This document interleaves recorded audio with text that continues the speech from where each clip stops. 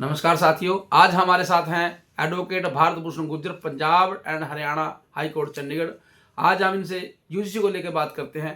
Sir, ये जो UGC सरकार लेके आई है, जब 2012 में था तो 26 में इसकी क्या जरूरत पड़ी? सभी साथियों को नमस्कार। बहुत ही रेलिवेंट क्वेश्चन है और आज की ज़रूरत के हिसाब से आपने बहुत अच्छा मुद्दा उठाया, क्योंकि इसको लेकर विवाद बना दिया गया और कुछ जिनकी मानसिकता मनुवाद और ब्राह्मणवाद की है और जो इस देश पर सिर्फ दबाने की नीति करते हैं, ऐसी राजनीति करते हैं कि कुछ लोगों का, पूंजीपतियों का, सामंतवादियों का भला हो और जो आम नागरिक है, जो यहाँ का मूल निवासी है, उनका हमेशा दबाने का, शोषण करने का ये काम करते हैं। इस बिल की ज़रूरत इसलिए पड़ी क्योंकि 2012 का जो बिल है उसमें एससी एसटी कवर था, उसका स्पेक्ट्रम कुछ लोगों तक ही सीमित था। अब ओबीसी को भी इसमें जोड़ा है, इसमें महिलाओं को जोड़ा है, दिव्यांगों को जोड़ा है। बहुत ही बढ़िया बिल है। अगर मैं देखा जाऊं तो आफ्टर ए ग्रेट सर्वे, जिन्होंने सर्वे की है उन्होंने बहुत अच्छी रिपोर्ट दी। उन्होंने बताया कि 118% लगभग 5 साल के अंदर भारतीय जो बच्चे हैं उनके अंदर इस प्रकार का भेदभाव के केसेस आए हैं और उन्हें जातीय के तौर पर या किसी अन्य तौर पर रंग को लेके भी और उनके जेंडर को लेके भी उन पे कहीं ना कहीं ऐसा उत्पीड़न होता रहा है और होता कर रहे हैं लोग। तो उसको देखते हुए सरकार ने अभी जनवरी में ये बिल जो पास किया और ये लागू हुआ, जिस पर आप देखेंगे कि समाज के कुछ, ज़्यादा नहीं, सिर्फ 10 से 15% लोगों के जो नामुंदे हैं, उन्होंने, चाहे वो ब्यूरोक्रेट्स है चाहे राजनीतिक दल के लोग हैं, उन्होंने छोटे छोटे जगह पर हर स्टेट के अंदर इस प्रकार का विद्रोह किया और प्रधानमंत्री की गरिमा को भी गिराने का काम किया। उन्होंने प्रधानमंत्री के लिए भी अपशब्द, गाली गलौज, गृह मंत्री के साथ भी गाली गलौज जैसे वर्ड यूज करे, जिससे कि उनको पता चलता है कि वो किस मानसिकता के हैं। उन्होंने तेली जैसा वर्ड यूज करना मैं समझता हूँ गलत है। आज जब देश को हम बराबर समझते हैं और देश बराबरी की तरफ चल रहा है, सबको पढ़ने का अधिकार है, स्वतंत्रता है, सबको यहाँ जीने का अधिकार है, हम किसी भी रीति रिवाज या किसी भी धर्म की उपासना कर सकते हैं, जहाँ पर देश संविधान से चल रहा है, आज ये लोग उसी मनुवाद से चलाना चाहते हैं और इन्हें बार बार प्रयत्न करते हैं कि किसी भी प्रकार से संविधान को तोड़ मरोड़ दिया जाए और उसकी गला घोट दिया जाए, पर ऐसा हो नहीं पा रहा है इनसे। अब मैं आपको बताता हूं कि किस प्रकार से ये यूजीसी बिल को सरकार ने लाए है और यूजीसी ने क्यों बनवाया। आपको पता होगा कि 2016 में रोहित वेमुला, बहुत ही प्रतिष्ठित, बहुत ही होनहार बच्चा हमारा, उसने इस प्रताड़ना से, इस कुंठा से, इस जातीय विभिन्नता के कारण और मानसिकता के कारण, मनुवाद की सोच की वजह से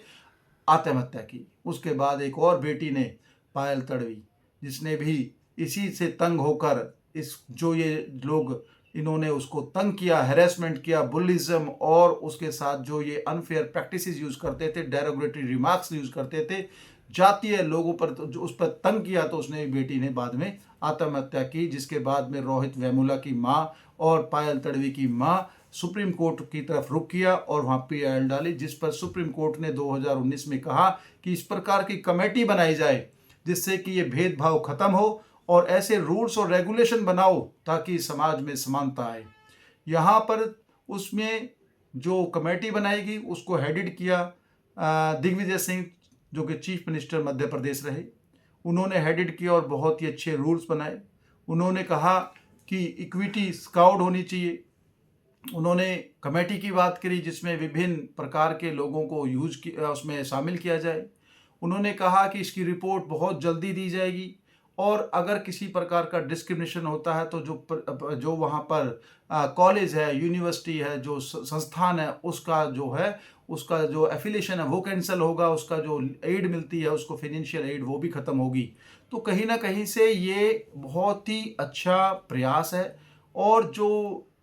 लोगों के मन में ये ख्याल आ रहा है, जो विवाद बना रहे हैं, वो चाहते नहीं कि जो 85% है वो 10% के साथ बराबर खड़ा हो जाए, शैक्षणिक तौर पर, पद की तौर पर, गरिमा की तौर पर। उनकी गरिमा को ये चीज़ चैलेंज कर रहे हैं।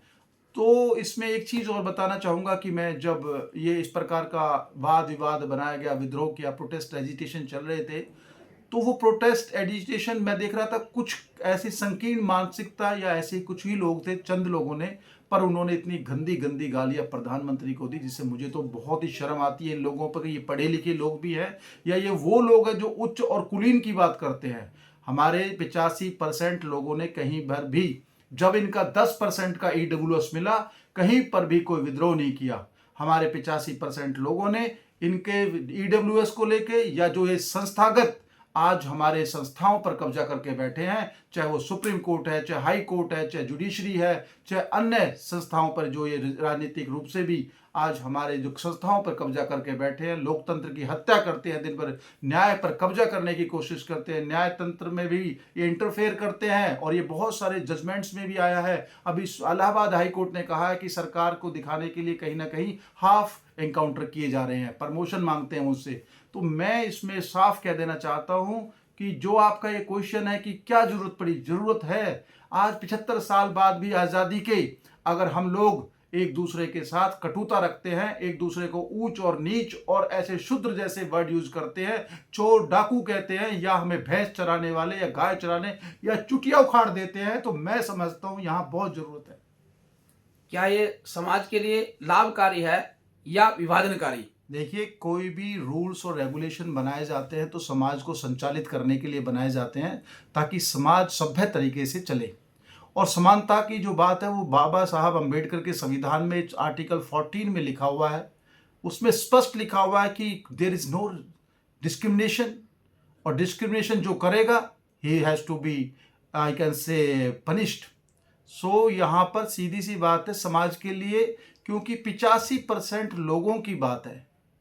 10% की मानसिकता खराब हो सकती है, सारे खराब नहीं हो सकते, पर वो 10% के लोग समाज में भेदभाव कर रहे हैं, ऐसी नीतियां बनवा रहे हैं जाकि 85% के बच्चों को ये एनएफएस करवा देते हैं, नोट फाउंड सूटेबल,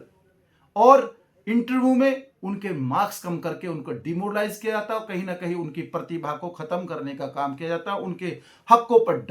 डाकू बन के बैठे हैं लोग। तो मैं यहां से ये भी कहना चाहूंगा कि यूजीसी बिल पर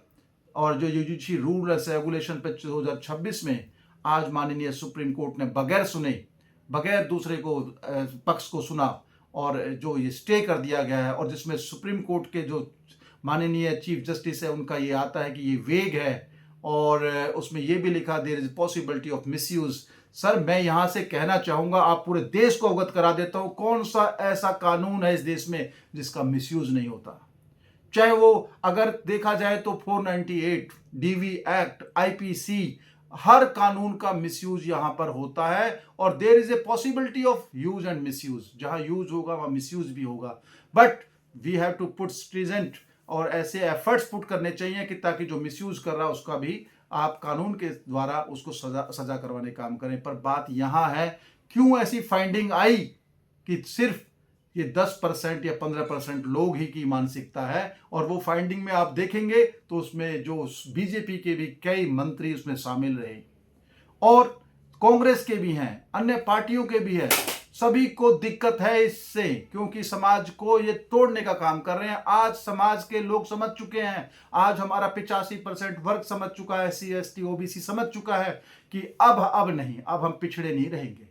अब अगड़ों को समझाने का काम करेंगे कानून से, विधान से, और इस देश के नियम बना के तुम्हें बताएंगे कि अब हमारे साथ नाइंसाफी बिल्कुल बर्दाश्त नहीं होगी। मैं इसमें एक बात और कहना चाहूंगा कि संयम का परिचय दें, मूल निवासी हैं आप, कोई भी ऐसा झगड़ा या वाद विवाद या किसी को दूसरी जाति को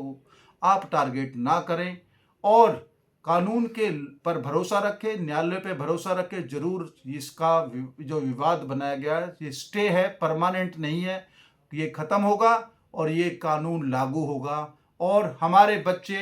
यूनिवर्सिटीज़ में, कॉलेजेस में और अन्य संस्थानों में गरिमा के साथ, इज्जत के साथ और एक बराबरी के साथ विद्या ग्रहण करेंगे, शिक्षा ग्रहण करेंगे, और इस देश की प्रगति में, इस राष्ट्र की प्रगति में, विकास में, और इस राष्ट्र को ऊपर ले जाने का काम करेंगे। जय हिंद, जय भारत।